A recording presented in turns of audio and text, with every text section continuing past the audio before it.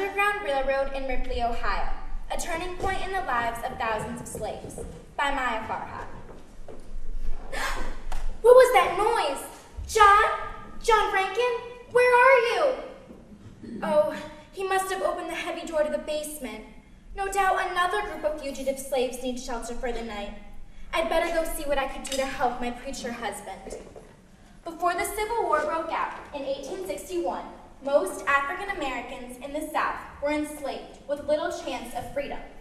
Those who gathered the courage to run away were often caught, punished severely, or even killed.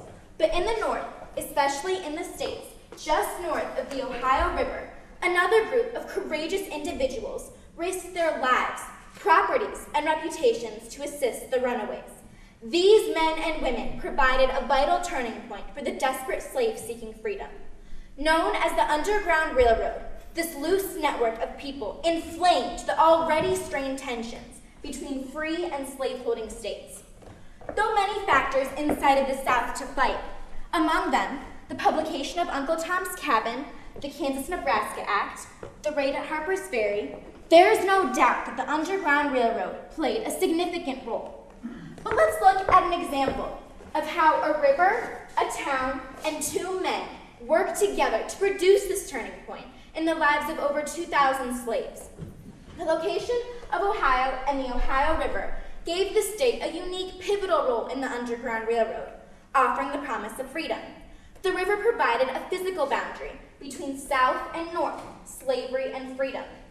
Although escaping slaves had to travel all the way to Canada after the Compromise of 1850, which required Northerners to return runaway slaves, crossing the Ohio River was an important turning point, both geographically and psychologically. Conductors on the Underground Railroad were scattered along the Ohio River, but the town of Ripley, Ohio played a crucial role in the struggle. The work of abolitionists John Parker and John Rankin in Ripley provided a life-changing turning point for each of the more than 2,000 slaves they helped, turning them from the shackles of slavery to a new life of freedom. Here's John Rankin now.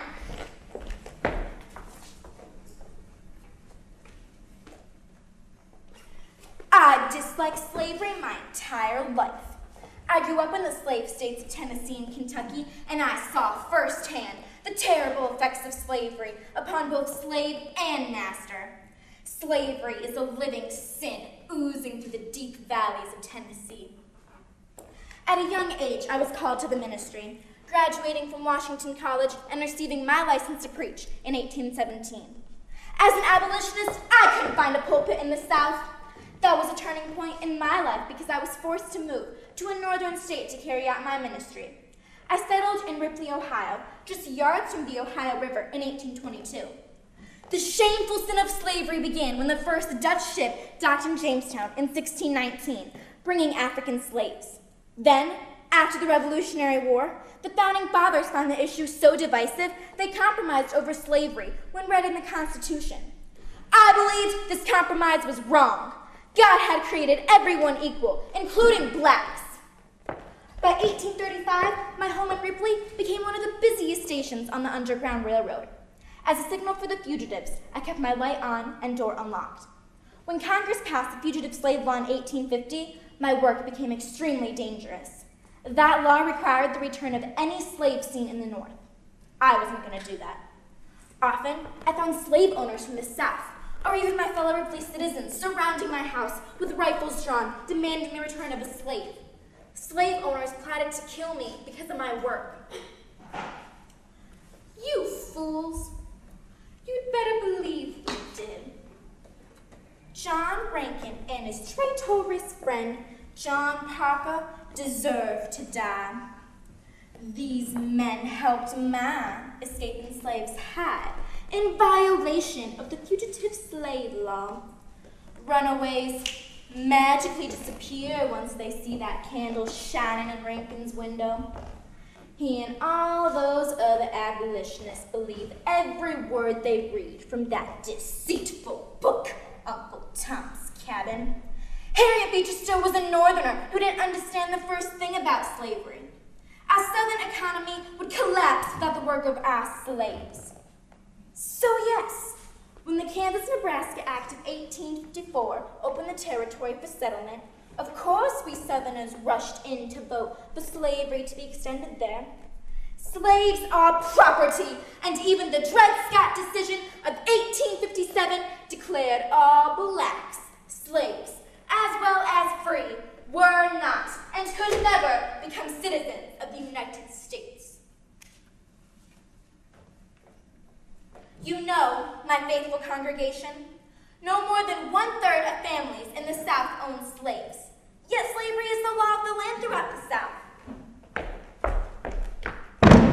It's 1860 and 4 million slaves live in the South. Why won't this tragedy end? They are considered property, whipped and beaten even when they haven't done anything wrong. They aren't even allowed to marry, own property, learn to read and write, or testify in court. Families are split up. My good friend, former slave John Parker, tells me that the worst part about slavery was being taken away from other human beings. He testifies slavery's curse was not the pain of the body, but the pain of the soul. I've seen the raging tide of oppression, red with the blood of the bodies and souls of men, sweeping over more than 2 millions of immortal beings.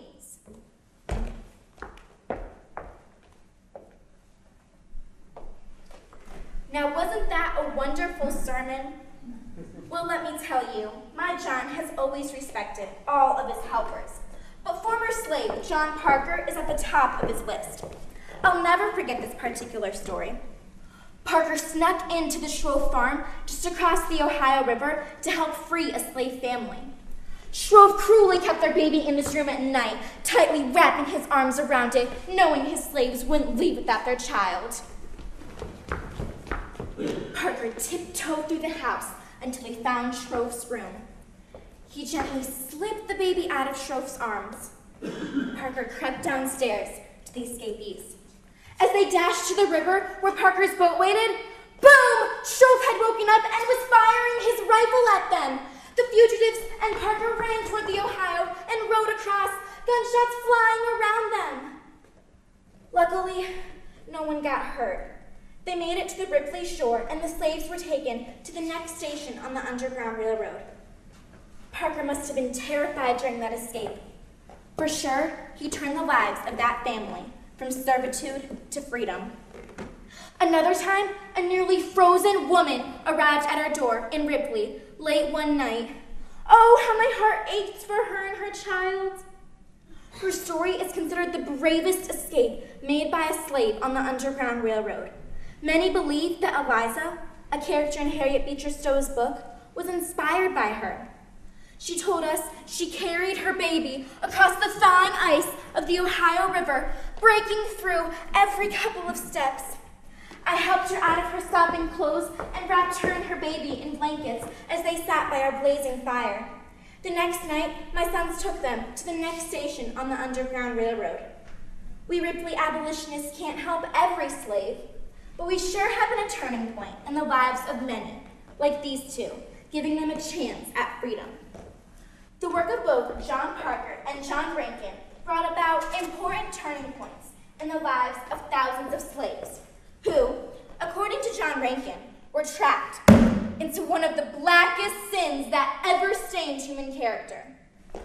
When fugitives crossed the Ohio River and into Ripley, they experienced a crucial turning point both geographically and psychologically. The slaves were given the confidence they could make it to freedom safely. Although Parker and Rankin's work was often done in secret, as was the work of other conductors on the Underground Railroad, the result of their courage and self-sacrifice was freedom for untold numbers of men, women, and children who traveled the Underground Railroad.